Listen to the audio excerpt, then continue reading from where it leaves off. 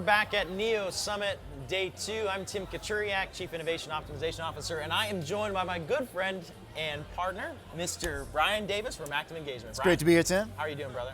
Doing good. Good. Now, Brian, we talked a little bit about email yesterday. Right? We did.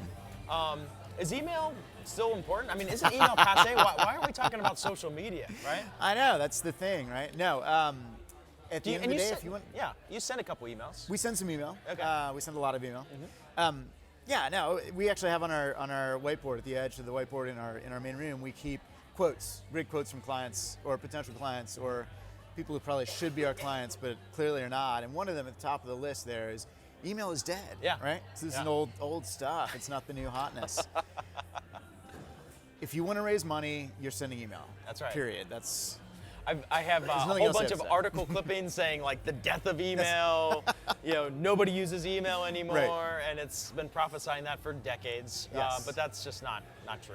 Right? It's just not the case, yeah. Okay, so now Brian, I know that you do some pretty interesting things with email, meaning like you send how many, maybe a couple thousand emails a month, or how many emails? We're on course to send about 2.5 billion this year. 2.5 billion emails are being sent a year through your system. Okay. Right.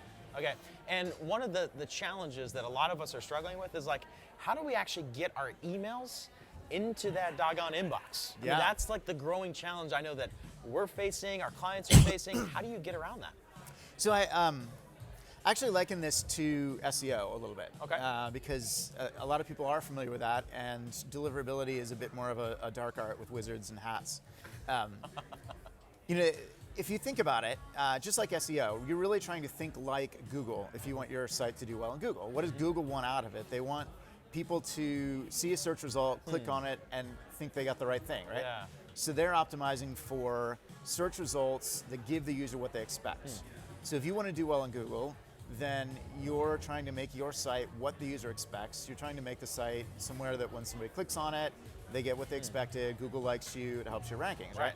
I mean, that's strategic. The tactical changes from minute to minute, but that's the main strategy is you want to make your site attractive to Google. Right. Email really works the same way. I mean, the tactics change constantly, but somebody like Google, again, Gmail, or one of the major ISPs, their goal is to have their users enjoy their email product, right? Right. So if you log in and it's full of spam, they're not enjoying their email. And so their goal is to figure out what emails are being read, what emails are not being read, what emails are annoying to our users. Those are going into spam. And the emails that people want to read, we're going to put those in inboxes. So you need to think like Google in the sense of, how do I make my emails that get read? And that's the high level of what you're trying to do. And I totally understand that, and it makes complete sense when you explain it like that.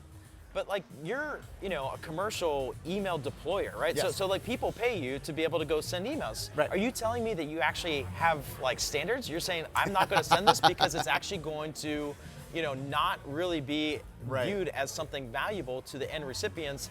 Therefore, it's actually going to like hurt our overall deliverability. Right. So sorry, you can't send this.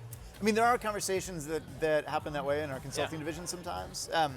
Really, it's more about who we're sending to, right? So we're paying attention to the engagement on your file, not just globally, but on an individual level. Okay. So if I look at a list of 100,000 people, your typical list of 100,000 people, somebody's emailing it, maybe they're getting 10, 15% open rates, and feeling it's really good, right? Yeah. If you actually look at their file, half of them maybe haven't opened an email in a year. Yeah. 20,000 of them may never have opened an email, but you send them every single time, right? So it's dead weight on your file. It's added costs, because I mean, the cost of email is very small, but you are sending all of those names every time, and you are paying for it. And the ISP then says, hey, look, all of these people have never opened any of this email. Right. It must not be very good. Yeah. Right? So if you take that list of 100,000 names and you whittle it down then to the people that actually are opening and reading your emails, now your reputation goes up. Interesting. And you start the virtuous cycle of a lot of people read, so we're going to inbox it better. So more people read, so we're going to inbox it better. And so your reputation improves and you get more of an email to the inbox, and then you can start taking all those names you've left on the shelf and working them back through. And so we, with every send we do, there's a segment of re-engagement. So there's an opportunity basically to revive like a dead, like kind of burnt out, Exactly. unengaged file. Yeah, I mean, if you have that, let's call it 50,000 names on your list that aren't engaging, there's still value there, right? I mean, there's still people, we don't know why they haven't been engaging. Maybe their ISP has you blacklisted and you're spam every single time. That's why they never read your email. Right. So that you still want to be able to find the good that's in there. We never fully get rid of an email address unless it's actually a bad email address. Unless there's actually an indicator that says don't mail to this person. We're going to keep working through them so they'll get an email every so often and in hopes that they will engage, and that automatically pulls them back to the main engager file. Very, very cool.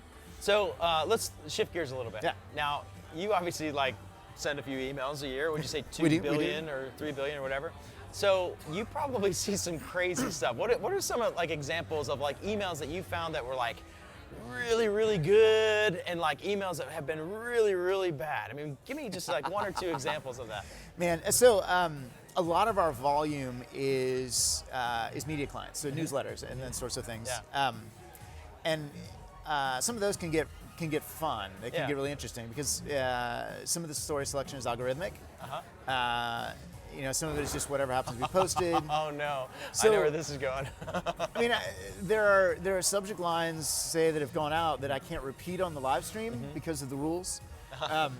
But every now and then, just something pops in there, and the algorithm picks it up, and you end up with just crazy, Nonsensical headlines, or just totally mismatched audience things. And sometimes that's algorithm. Sometimes it's people. Yeah. Who chose it. I mean, I think one of the funniest ones we had, it was the content of the newsletter, the focus of the newsletter was cars. Okay. And the audience was American, 100% American. And somebody somehow had picked up a blog post from an Indonesian blog about how BMW was raising the prices of their cars in whatever their currency is by 700,000 ducats. I don't know what it was. And somehow this got picked up not only as a story, but as the lead story that day, and the subject line. And so I looked at it later. I just happened to be skimming through. I get a lot of email, but I'm skimming through, and it's like, wait, what in the world? And I looked through, and there's absolutely no relevance to anyone on your file. Oh my goodness. That this story is even existing. Yeah. Never mind being the lead story on your send. Yeah. That's pretty you crazy. see funny things. That's pretty crazy. So there was one thing Amy Harrison said. It actually wasn't even part of her main talk. It was something she said at the end in the Q&A point, and I thought it was like, I was like, whoa! It kind of blew my mind, and it was like really insightful. She said most companies or organizations, what they do is they build their like email strategy. Say we're going to send 4 emails per month, and we're going to send this many tweets and this many Facebook things and this many with banner, and so. They determine how many things they're going to do, as opposed to determine what is the messages I'm going to send, right? Yes. And so the light bulb kind of went off in my head. I said, well, gosh, that's probably why a lot of people are becoming disengaged on your file. Yeah. Because doggone it, I've got to send an email today, whether I like it or not, whether I have something valuable to say to my customer, to my donor or not. Exactly. So you send it, it's crap. Right? And then but what ends up happening, people are like, you keep sending crap. Yeah. And people are like, I don't think I'm going to pay attention to you anymore. Right. So I thought that was like a really cool idea about strategy with email. Not starting with how many, but starting with, what so, right? What am I gonna say? So there are 2 questions that I answer with the same answer. One of them is how often do I mail? And the other one is how long should my emails be? Right. Okay. And the answer is, Don't say it depends, or I'm gonna punch you in the face. Okay. It depends. No, I mean the answer really is, do you have something to say? Right. Because if you have something to say that requires a long email, then send a long email. Yeah. Right. Great. Wow. If you don't really have something to say that requires a long email, then a long email is not a good idea. And the same goes with frequency. I mean, if you have something to say every single day, and you have an audience that's prepared to receive an email every day, and they want it every single day, then absolutely, you need an email out every day. That's great. That's great. If you really don't have something to say, don't say it, right? Right. I mean, if there's nothing really constructive going to happen when you hit send to this email, there's a cost, not necessarily financial, but there's a cost in attention. Right. Like you're talking about, people are going to see this, they're not going to care, and that costs you an attention. Interesting. Okay, personal question. Yeah. Ready? Go for it. Okay, are you like email top score or inbox 0? I'm an aspirational inbox zero. Whoa, really? I've never actually seen it. Okay, well, but that's good. I mean, you at least are But- making progress. See, I've given up. It's kind of like, you're just like, I don't care what I look like anymore. I'm just going to eat whatever I want. I've got like 104,632 unread emails. No, I don't. I can't care. have unread. Okay. Like I cannot have unread emails. Red numbers, it's like, I swear. But they stay in the inbox. I heard somewhere that like there's like some sort of personality test by just looking Right. at how many red circles you have on the apps. And it drives Mine me are all red. nuts. Mine are all red. No, I turn them all off. So you know the red dots? You can do that? Oh yeah, you can turn off the Okay, dots. hot tip for the hot audience at tip, home. You can turn off the red dots. I didn't know that. This is amazing. It will make your life so much better. Well, Brian, My work thank you here's so done. much You're for very joining us. This has been a great conversation. Thank you for a wonderful presentation My pleasure. yesterday, and we look forward to having you back again.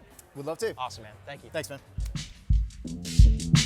Optimization inside it, baby.